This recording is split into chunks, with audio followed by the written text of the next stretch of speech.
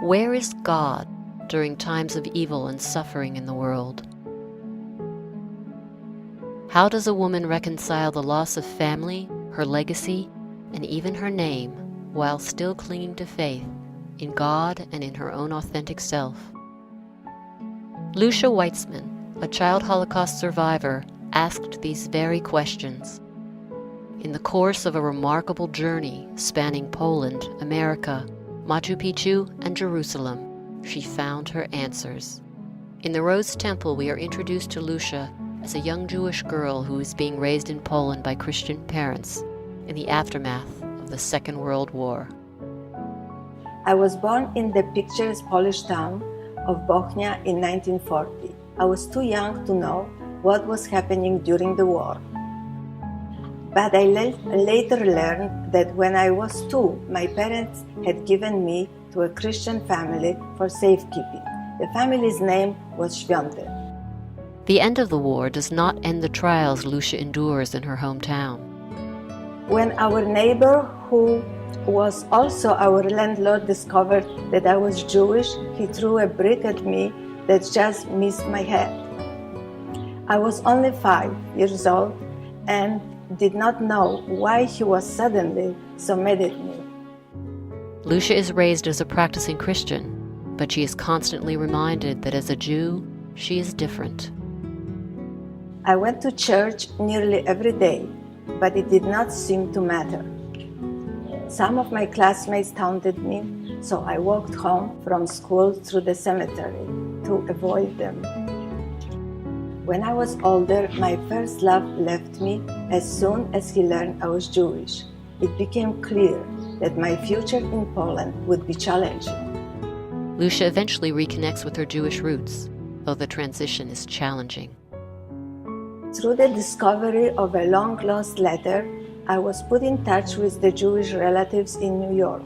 They invited me to visit them. But this drew the attention of communist authorities. Any interaction with the West was regarded as suspicious then. I was arrested and had to escape Poland in the middle of the night. I made my way to Israel and Belgium before finally landing in New York. It was a difficult time in my life. I missed the Świąteks terribly. And Judaism was foreign to me. To move forward, I felt I had to put everything about my life in Poland, including my devotion to Jesus, in an inner vault and seal it. Lucia marries a Jewish man and settles into a comfortable suburban life. I met my husband, Herman, during my first summer in New York. He had lost his family in the war as well. Together, we raised 2 beautiful children, celebrated Jewish holidays, and experienced the ups and downs of a family life. When Lucia's husband dies, most expect Lucia, only 53, to remarry and resume her normal activities. But Herman's passing reopens old wounds. Lucia questions the meaning of her life. As she does, she experiences strange dreams, visions, and inspirational writings that seem to leave a trail of mystical clues she feels compelled to follow. A little over a year after Herman died, I went to Israel to escape my grieving, to reconnect with old friends, and to perhaps find a companion. But I felt unsettled and traveled to Western Wall in Jerusalem. Facing the wall, I expressed my anger to God for my aloneness now and my aloneness as a child. I was shocked when I felt what I believed was a response from God, a touch on my shoulder that made me feel like God would take care of me. Lucia's experience at the Western Wall leads to more mystical experiences, sending her on a life course quite different than the one she'd imagined. I began keeping a journal for companionship. I soon found myself writing words that seemed to come from outside my consciousness, words that were not my own. I found that I'd written this: I will take you to the land of the origin and marry you at the same site you made a covenant with me. I had no idea what that meant.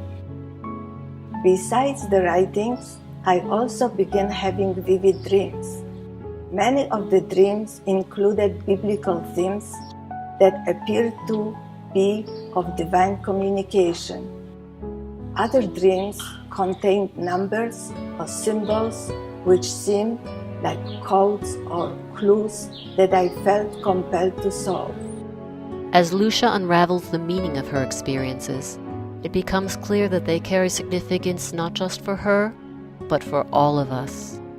In one dream, a golden eagle descending from the sky embraced me with his wings and gently pressed his beak against my face as others watched in awe. To me, a golden eagle is a sign of divine love. And in another dream, I was shown a panoramic view of a peaceful, beautiful new world, as if a transformation to a better world is indeed possible. In the book's climax, Lucia receives an answer to her question about God's presence during times of suffering and evil, and an affirmation that her authentic self transcended religious labels, continents, and eras. To tell the truth, writing about my personal history and a private experience was just about the last thing I could ever imagine doing. Given the circumstances of my childhood, hiding, not sharing, was what I was most prone to do. It was only when I felt that many aspects of my experiences applied to more than just my life that I gathered the courage to move forward with publication. I think there are many parts of the book that will connect with readers. Certainly, there is the matter of faith in suffering that we all have to come to terms with. And my life is obviously an example of what happens when religion breeds divisiveness rather than harmony. But I think that one of the primary themes of the book is choice. Choice is often a personal matter with personal consequences. In my childhood, both during and after the war, choices sprang from sacrifice, love, hate, and necessity. But I also believe that personal choice has a universal effect. My choice to go public with my story springs from my hope that the future choices we all make can transform this world into a better place than the one I was born into. My birth name was Rose. My name and identity were taken from me when I was 2, but I believe my soul never strayed from the divine essence. As for the temple, in one of my experiences, I sensed the divine voice entering my consciousness, telling me that my book, this work, will help rebuild the temple. Through my writing, I learned that the temple is to be a temple not of stones, but of love. For me, the Rose Temple is about God's love for us and what I believe is His hope for us to love each other.